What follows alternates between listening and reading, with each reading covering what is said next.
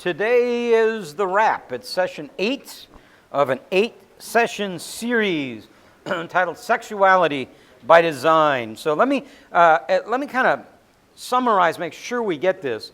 When we're talking about sexuality by design, here's what we're saying, is that God created you. Creation wasn't an afterthought, and when He made you, He didn't say, oh, I forgot something, let me add on this sex thing, or somehow they just got part of the mix. He designed you with all sorts of appetites, and the sexuality is one of them, created that way by God, not an afterthought. But He also said, there is a way in which I express that sexuality. So here's what we've said, that sexuality, our sex life, is good within the confines that He's given us. Now, where I bump up against a problem is when I hear a word like confines, limitations. So what God is saying is, I want you to have this freedom of expression within the rules and the regs that I've given you. In this case, really, within the institution of marriage. That's what He's talking about. So in this series, we've talked about all sorts of different things. And we talked about really the hot issues of the day, homosexuality, abortion, pornography. But we also talked about adultery, meaning somebody who's married having sex with someone other than their partner, and fornication, which is people who are not married having sex. And we said, and this is really important, we said all of those are a perversion of God's plan. So I think sometimes we reserve that designation maybe for one aspect of that. But if you are married and having sex with somebody other than your wife, in God's economy, you're a pervert. That was fun to say. Pervert. Say that, pervert. But do you see that? That's really an important concept. Because what we can do, like in the Christian world, we have a tendency to put a hierarchy of those things and say, oh, this one's really bad, this one's bad but not as bad, and this one, well, that's just part of what happens in life. No, those are a perversion of God's plan. And we want to run right in behind it, because once you sit down with somebody, I just had one of these meetings this week. Once you sit down with somebody and say, listen, what you're doing is wrong, it's sin, you need to address that, you got to come right back in, because right away, now the battle's on. You got to come right in and say, but that's not the unpardonable sin, and God will forgive you. So why don't we work on that? So that's kind of the message that we try to deliver throughout this entire series. God is not anti-sex, nor are we, by the way. Every once in a while somebody will say, you're such a prude. I'm saying, Susan doesn't think so. I don't think I'm a prude at all. But I'm pro-sex within, again, the limits and boundaries God's given us. One author offers this observation. Sex has become one of the most discussed issues and subjects of modern times. The Victorians pretended it did not exist. The moderns pretend nothing else exists. And that's kind of where we are. We're going to give you a test today, 7 questions, or 6 questions, or however many questions. How many are there? 6 questions, and true or false. Don't answer out loud, and we'll get there in a minute. But let me just, regarding sexual intimacy, 2 things. When women look at sexual intimacy, they say there's this something lacking. When men look at it, they say there's something lacking, but they're 2 different things. When women look at sexual intimacy, they say what's lacking is typically the quality. Their word might be more on the intimacy part. When men, let's see how sharp you are. When men look at this, they say what's lacking is what? Is that all you people think about? Quantity. So I am in Yesterday I had a really interesting experience. I've had a really long, I'm not looking for but I mean, I've really, really, really been working long hours and hard. And thank you. Yesterday, once a year I go in and speak to our women's group, and yesterday was my day. And they gave me the topic, how to impress a man. Okay, which I said to them, I've never tried to do that, but I'll figure it out. What I did with the ladies was to come in and start with this principle, and we touched on it last week. This is so important. There's certain things that as you study them, you go, you got to get this. If you don't get this, nothing else makes sense. It's to me a little bit like a golf game. I know I'm not playing hardly at all, but I know this, that if I hit a few balls ahead of time, what I want to do is make sure I check my grip and make sure I check my setup. I got to do that. Because if my grip's wrong or my setup's wrong, nothing else makes any difference. I'm never going to get it. I can work on everything else after that. Doesn't matter if I'm laying the club off or whatever. If I got to get set up right and get gripped right. Here's the thing you got to get. If you're going to talk about sexual intimacy, husband, wife, marriage, you got to get this. Okay? Got it? You got to get this. Men and women are different. You've got to get that. And I mean it. You got to understand that. God created them different. So when I was with the ladies yesterday, here's kind of what I said to them. I said, rather than have me give you this, let me just give you some questions for you to think about as it relates to your marriage. Are you happy you married a man? If the answer is yes, then why are you trying to turn him into a woman? Right? I don't get it. And so I just asked him a whole bunch of questions. I said, these are just things to think about. Do you talk too much? Because he doesn't want to hear this stuff.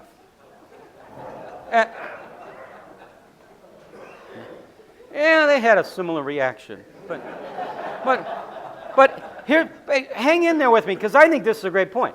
If I come home and Susan said, how was your golf game? And I said, it was really good. And she'll go, that was terrific. But if I come home and say, let me tell you something. First hole's a dogleg right. It's about 500 yards. And I set up a little open because I'm going to cut it in the middle of the fairway. I had a lie. It wasn't a good lie, just to the left of the divot. And then when I said, well, I can't possibly get there. What distance do I want? What's my maximum? I want about an 85-yard wedge shot. So I hit it up. Now I'm about 85 yards. And she's going, Tom, I don't want to hear that. Am I going to say, well, you don't care about me and you're insensitive? When you come home and he starts loading and you just start throwing all this stuff at him, ladies, here's what I'm telling you. This is really important. He doesn't care, nor should he.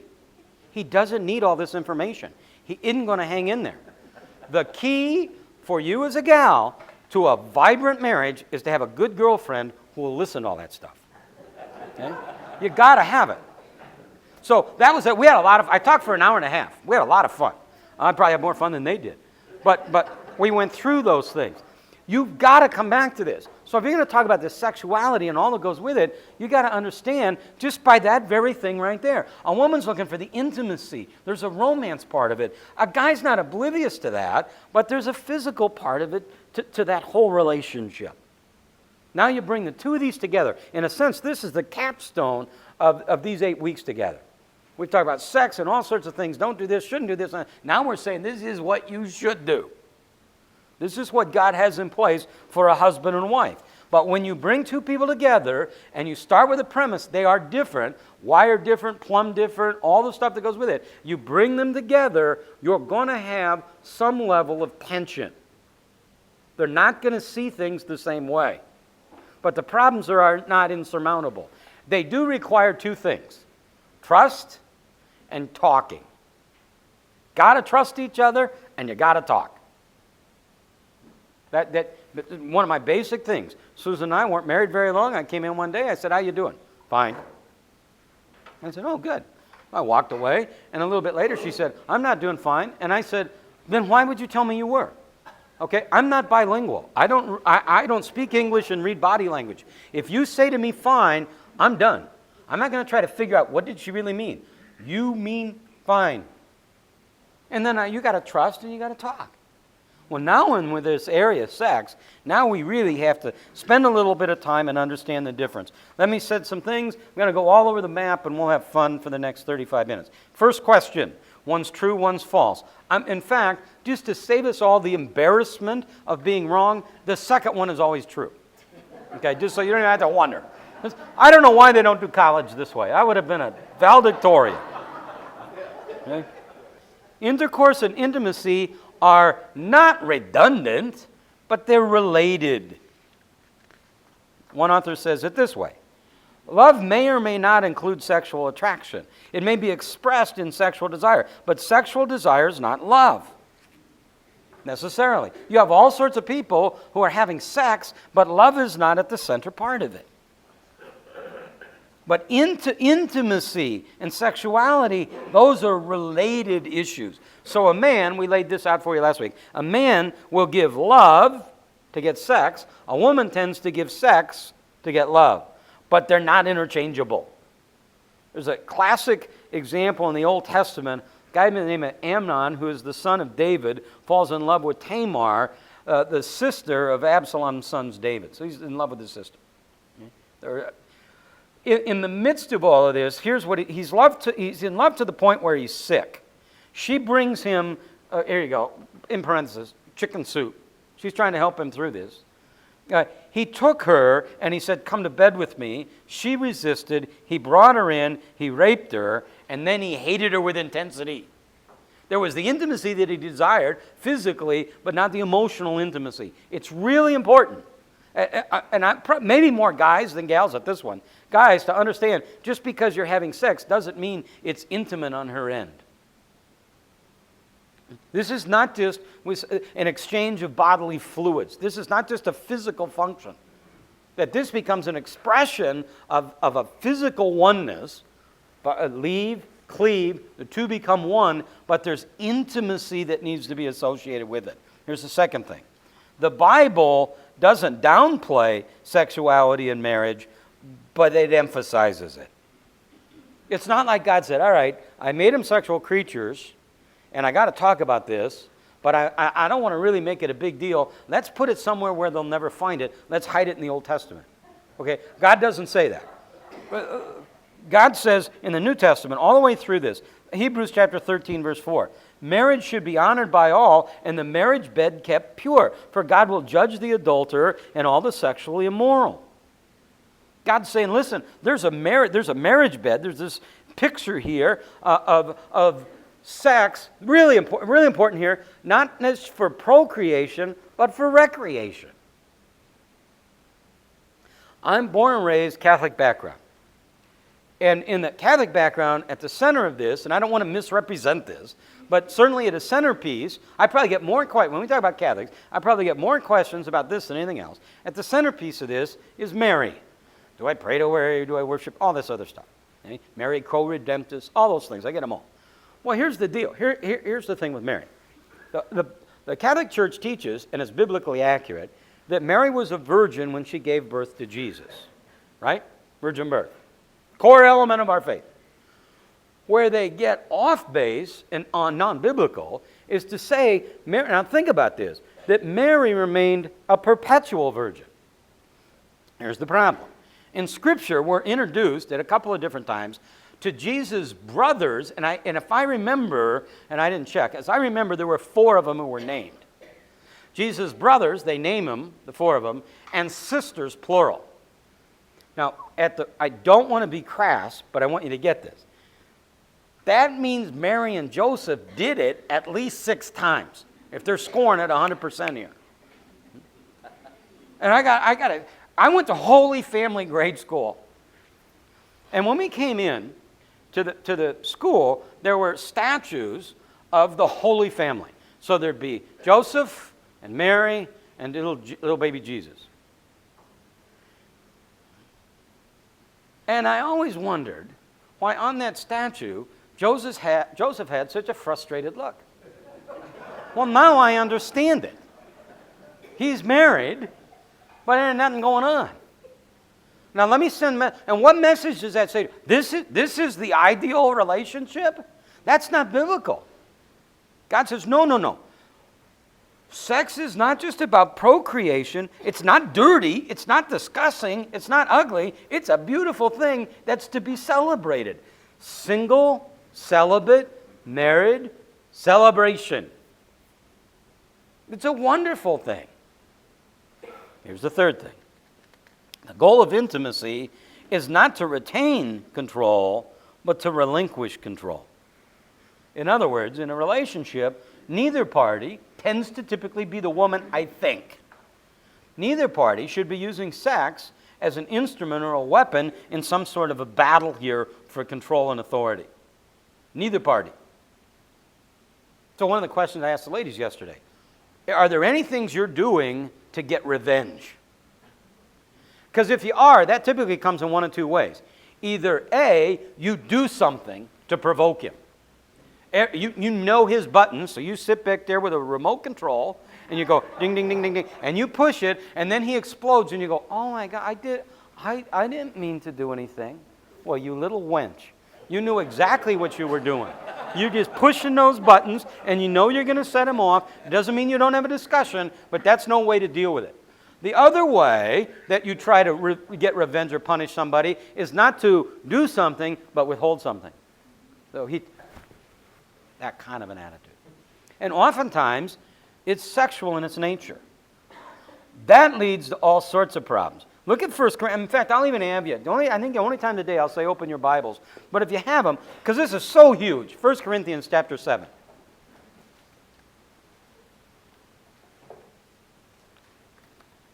1 Corinthians chapter 7, verse 2. Since there's so much immorality, each person should have his own wife, and each wife her own husband. The wife should fulfill his marital duty to the husband, and husband to the wife. The wife's body does not belong to her alone, but also to her husband. In the same way, the husband's body does not belong to him alone, but also to his wife. Here's what we're trying to get at. Do not deprive each other, except by mutual consent, for a time, so that you may devote yourself to prayer. Then come back together again, so that Satan will not tempt you because of lack of self-control. This is huge. We're going to hang on this a little bit. Here's what Paul's saying in this whole context. He's saying, you're better off like me single. But one of the important things that helps you make the decision should you get married, and we talked about it last week, who should get married, is that you say, I got the sexual desire, and I need to find an expression for it, and the only legitimate expression for that is within marriage. So here's what Paul's saying. If that's the case, it's really good for you to get married. But let's acknowledge that at least one of the key movers in you getting married is this sexual need. So consequently, he said, don't deprive each other, don't stop having sex, except by mutual consent, then for a specific period of time, so that you may devote yourselves to prayer. Now, this is really powerful. Here's what he's saying. If we're going to stop this sexual activity, it ought to have two things about it. Number one, it is bilateral. It's mutual agreement. It's not just, okay, we're going to set this aside. And then the motivating factor he gives is not because you need your free time. It's so you can be praying and fasting and focusing on God. And then he comes right back and says, this is for a specific time. Why? Well, it makes total sense.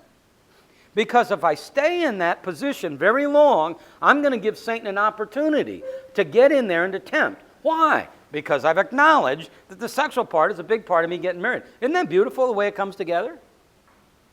So God's saying, listen, by the very idea of marrying, what you're saying is the physical aspect of this is really important. And you need to understand that. I don't know, stunned might be too strong a word, but I'm certainly surprised at how many couples are not sexually active. We got sexually active singles and celibate marriage. We got guys and gals that are having sex when the consumer price index comes out, and that's about the only time. It makes no sense to me. It's crazy. Let me tell you something, gals. It's a big deal. I've never met a guy who'd rather sit and look at an internet porno site than make love to his wife. You got to understand that. This is a big deal. This is a big deal for a guy. And that's what we're saying here. All of a sudden, if we're using sex as control, this is not about control. When I did and developed the whole thing that I was doing yesterday for the ladies, and I sat down with Susan and I said, here's what I'm thinking about doing. And I started reading her these questions. And she reacted really funny. And she said, I got to take a shower. So she went in and took a shower. And she came back out, and I'm sitting outside, and she said, I don't like those questions. And I said, oh, okay. It's a little late because I don't have time to do something else. But tell me what's the problem with them? She goes, when I read them, I see how far short I fall as a wife. When I was reading them to her, I'm thinking, I know what she's thinking. She's going, well, he doesn't do any of this stuff on his end. And it was this moment where I came together and said, that's why our marriage works. She didn't say, she didn't hear, do you talk too much? I go, who are you to talk to me? This is what I need. She's going, oh my gosh. And every question, oh my gosh. And I'm reading them and going, oh my gosh. And that's why the marriage works. Because she's not sitting there going, well, I'll do that if he does this. Or Tom doesn't fill those needs, so I'll do.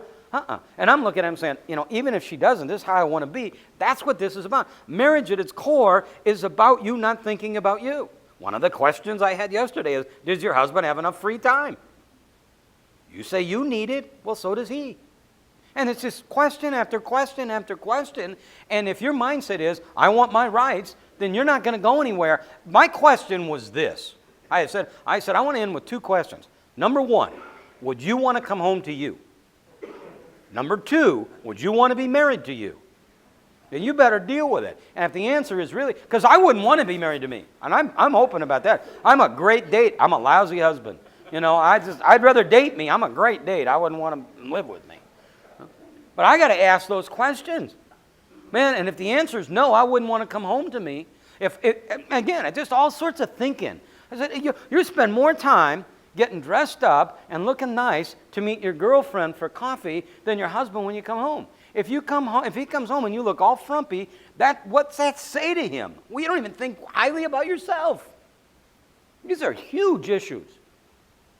And I try to give them an insight into how men think. Well, this is not about control. That's why I see that all the time. I'm a little bit tangential here. But I had a cup of coffee and I never have coffee. That could be my mistake today. But I hear husband and wife, I hear the husband go home and say, I'm tired, and the wife go, I'm tireder. I'm really busy. I'm busier. I mean, it's like this contest to see who's the most depleted of energy and who has nothing left to offer. It doesn't make sense. And then you say, well, I don't understand why this doesn't work. I can tell you why it doesn't work. I can almost tell you why any relationship doesn't work. Because one of the two parties is selfish. At the core of every divorce is selfishness on somebody's part.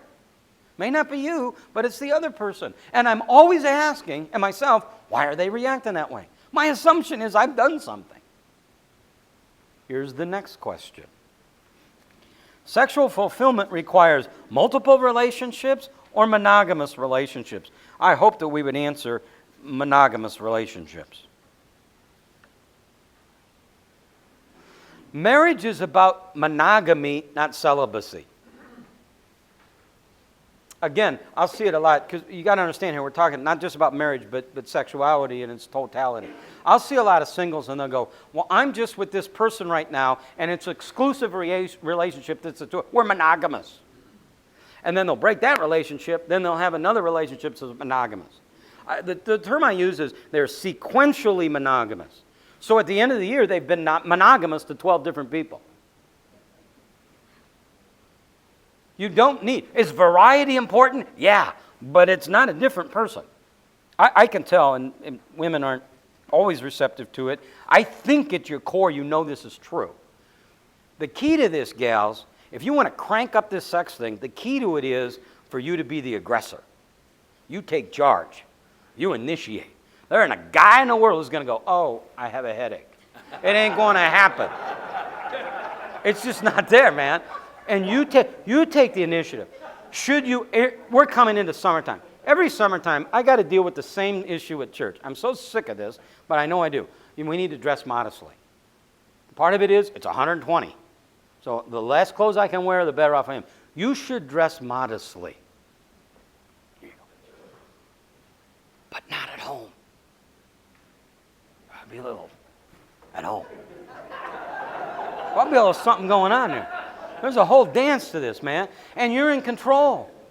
Hey, there's nothing wrong. And I hear this. I understand it. But I'll hear gals say, oh, I don't look like I used to. Oh, I didn't. If I put on something and it's kind of see-through, you're going to see rolls and bumbles. Whatever. Here's the deal. Let me tell you. And I told somebody this the other day. Al asked me about it today, and it's true. I've put on 50 pounds since I got married. That's pretty bad. I weighed last month, I don't know what I weighed out, but last month I weighed 193 pounds. I got married at 143. I'm not expecting Susan to be exact. When I married her, she was a 0, just about a 2, a 0.2 in her size. She isn't going to be that at age 50, whatever it is, after 2 kids and just life and surgeries and everything. It ain't going to be that way. I don't really care. You're my girl. I don't care how that is. And the fact that you would actually, this was again one of the questions yesterday, do you spend more creative energy planning a baby shower than dealing with your marriage. Oh, we got to get the bows just right, the centerpieces. Those are great deals. When it comes to your husband, it's just going to kind of happen. If I come in and she's dressed in a certain way, I'm not stupid. And there's just certain outfits, when I see them, I'm going, oh my gosh. Take the phone off the hook, it's going to be a good night. I know we got stuff happening. Okay? Put the necktie on the front door, because there's something about to happen here tonight. And I'm telling you, I don't care how tired I am. I got a burst of energy. I'm in popping vitamins, drinking coffee. I'm doing whatever it takes, okay, to make this thing work. So here you go. You do that. Here's what's going to happen. You do that. And again, it sounds all one way. This cuts back. Guy, we'll talk about Guy in a minute. But all of a sudden, your husband's going to be happier, content, satisfied. And here's the thing you want, and he's going to feel closer to you. Well, if I respond that way, he's going to want to do this more often. Yeah. And he's going to be satisfied, content, and he's going to feel closer to you. Why would you not want that? Why would you not want that? You say you love this guy. You picked him. He's yours. Why would you not give him what you want? What he wants. It says, well, that's selfish. Well, then it's just as selfish for you to say, he needs to give me hugs and kisses and flowers. And guys, here's the other side. You know, while that's a part of it, there's so much more that a woman needs, and you know that, and you are responsible to fulfill that, even if she's not coming, to the door in this see-through thing with steaks on the grill. But I'm telling you, ladies, you can argue all you want. You're the key to this deal. You're the key to the relationship. Here's the thing. Men are really simple. Therefore, they're easy to fix. You're complicated, that's a little tougher. Okay? Guys are really simple. A guy the other day said to me, here you go. I'm saying, I'm doing this thing in a marriage thing. What do you want? He said, here's what I want. If I'm not horny, make me a sandwich. Okay, this is what he said. I said, okay. Now, that may sound, I know how that sounds, okay? But it's the same thing. Guys, these gals, they want to love you, but they're just empty. You got to pump them up, not blow smoke at them. You got to love them, hold them, care for them. We're watching TV the other night, Susan and I, and we're watching this thing, and it's on John Edwards' wife, and it's on this cancer thing, and so we're just there. We kind of have an L thing looking at the TV, and she's here, I'm here, and they're talking to a doctor, and they start talking about it. And they say what she has is treatable but not curable. That's Susan. Once it's in the bone, which is where it is, then we know it's a matter of time. So we can't give you time, but it may be a year, it may be... Now, I was talking about, John Edwards' wife. Well, I'm laying there. I know what she's thinking. I know what she's doing. At that moment, I'm not going, well, you know what? I got this sexual desire. I simply got up, walked over, laid down next to her, and just held her. She didn't need words. She didn't need to say anything. She just needed me to know, man, you're it. I don't care how much surgery. I don't care how sick you get. I don't care about any of those things. Okay? You're my girl. I don't care what else happens. I love you.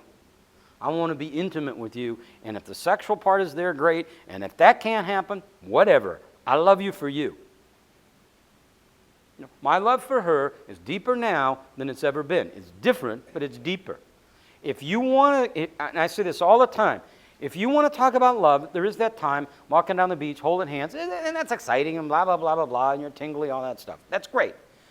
But you want to see love, real love, you rent the movie The Notebook and watch it.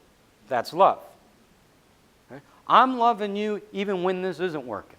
So I'm loving you. Here you go, guys, because it sounds like maybe we've been focusing. Here's what a guy needs. We'll talk about the guys. Guys, you're loving her even if she is using sex as a weapon.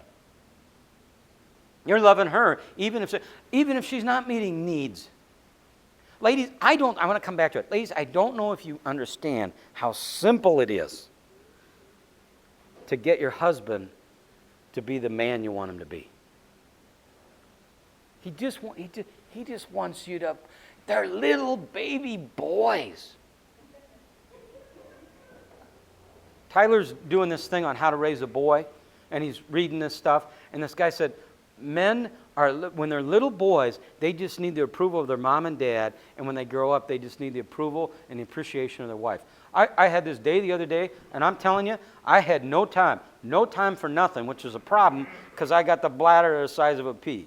And so I'm in and out, and I'm grinding, and I'm going, you know what, I got 2 minutes here. I called Susan in the middle of the afternoon. I said, hey, Suze, how are you?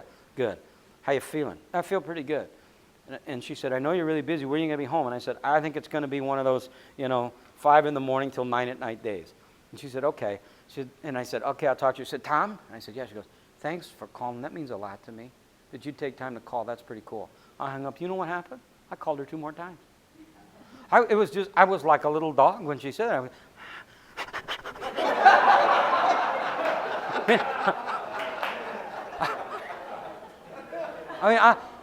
Really? You appreciate it? I'm saying, for you to say, you ought to be thinking of ways to say, hey, and it's both ways. Susan came out the other day, and she had on this thing. I said, man, you look beautiful. You really look great. She said, nah, I don't feel good. I said, you know what? I do, looking at you.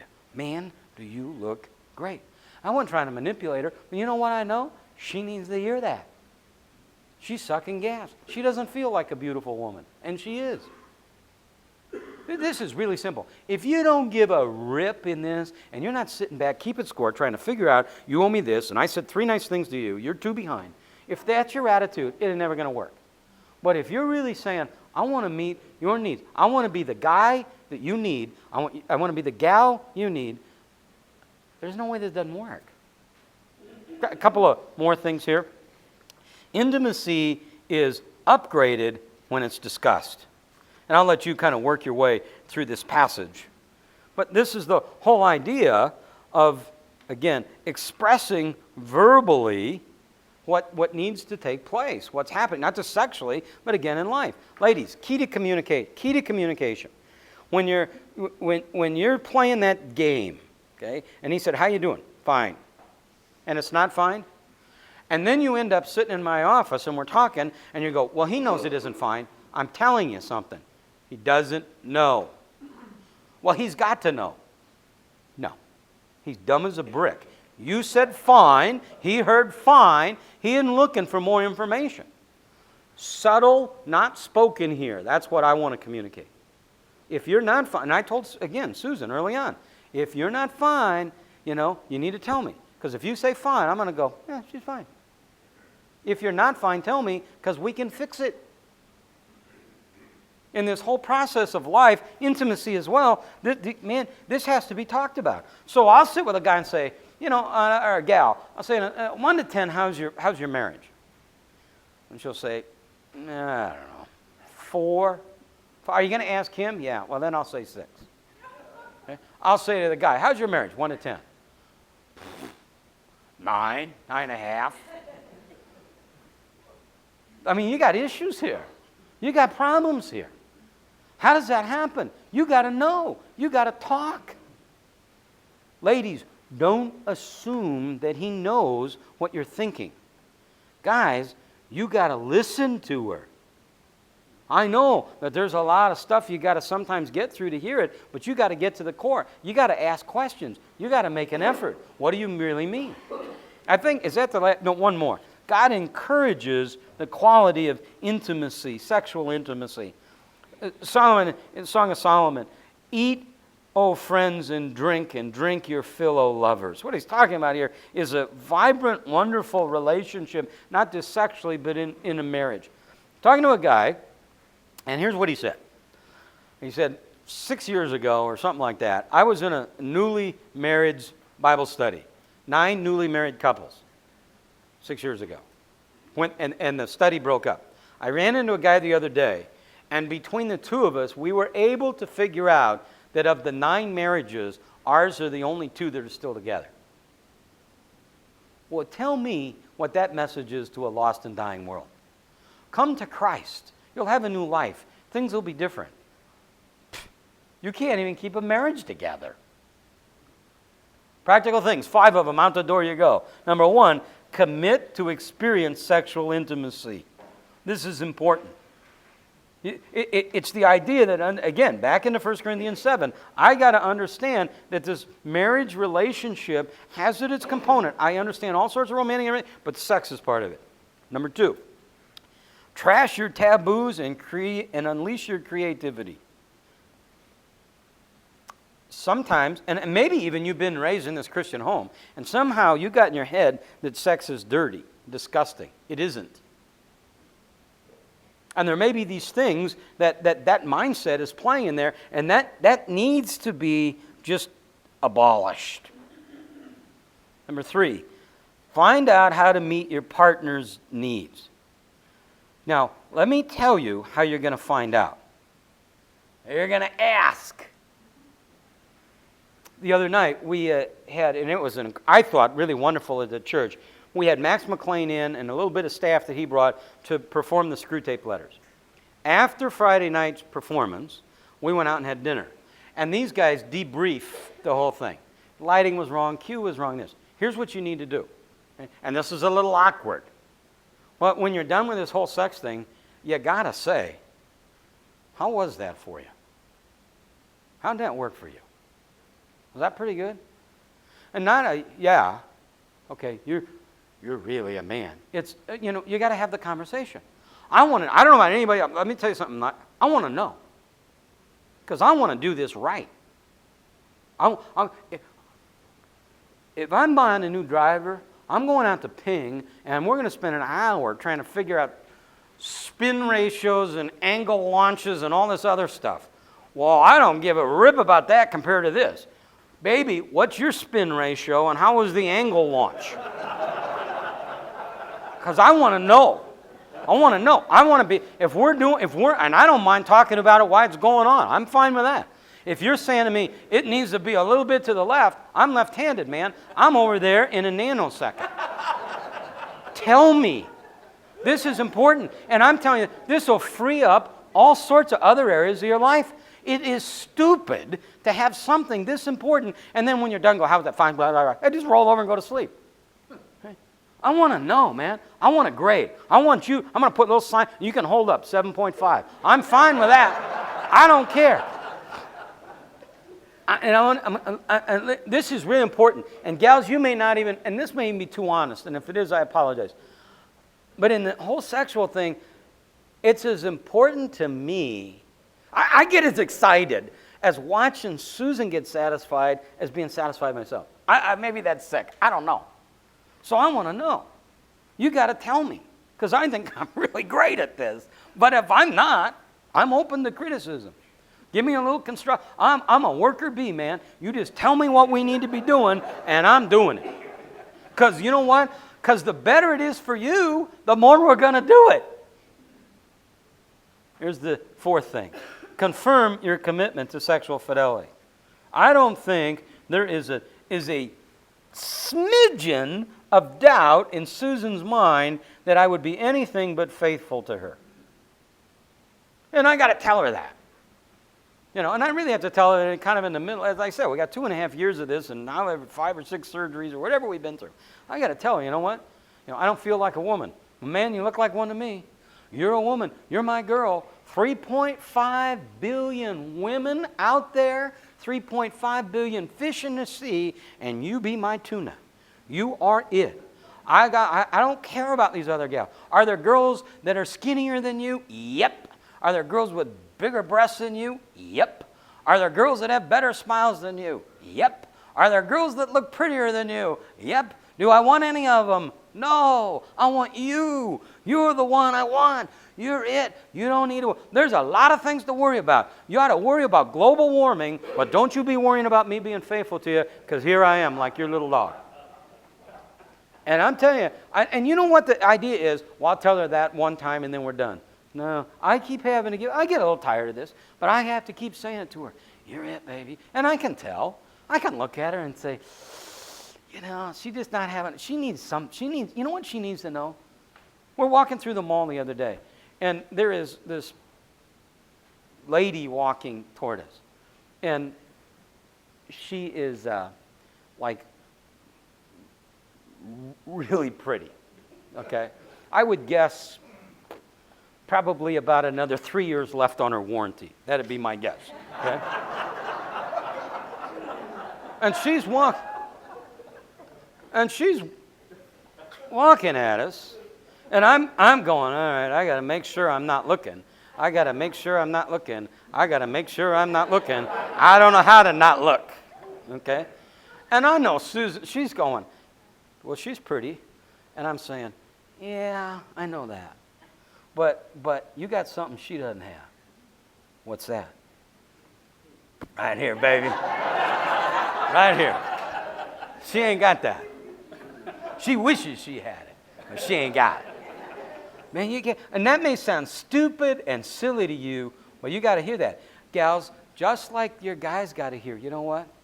I really appreciate what you're doing. I know it's tough out there. I know it's really difficult out there, but man, I really appreciate you just beating your head against the wall so that we can have this. Oh, all we got's hot dogs. But man, there are hot dogs. Here's number 5. Express your excitement every chance you get. That's kind of the culmination of what we talk about. And then number 6, follow God's directions and expect the best. I got the idea that what I'm talking about seems to be an ideal. Here's my point. No, it's supposed to be the norm. Let me say it again, then we're done. I'll drop it on history with it for now. This is what God calls you to be. If you say you're a follower of Christ, then gentlemen, your desire ought to be to love and nurture and cherish and protect your wife. Ladies, it ought to be to respect. This guy needs respect. Does he need sex? Sure. But this guy needs respect as much as anything. He needs your approval. He needs to know. He needs to know, you're my knight in shining armor. Man, you're incredible. Now you get 2 people and you put them in a relationship like that. Are you going to have problems? Yeah. But they're going to get ironed out real fast. Because all you're looking at in that economy now, all you're looking for is solutions.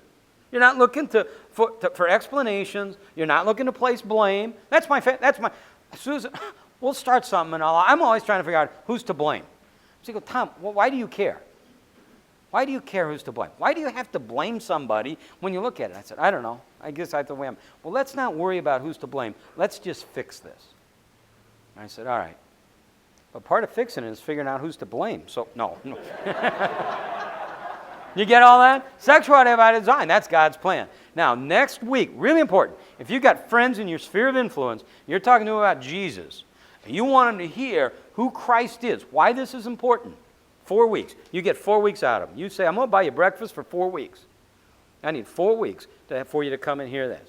And this is really important. And you need to be getting yourself ready then to be able to talk to them about it when they start asking you questions. Let's pray. Father, thank you for this truth. You made us, wonderfully made us. You brought us together, husband, wives, male, female, different as can be, but really united in our desire to serve you, to glorify you, to honor you.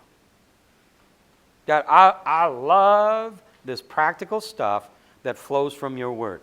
Here's what I pray, Father, for every single that hears this and every single in the room, that they would understand that you have a design, single celibacy, for every married person, married celebration.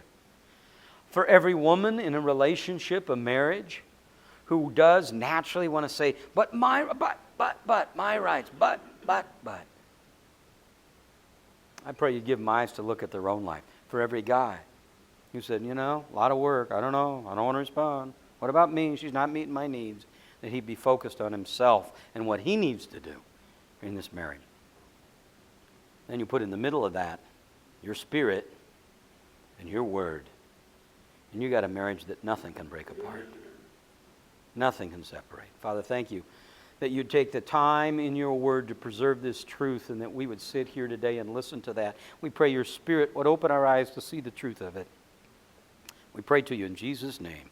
Amen. Have a great week. We'll see you next week.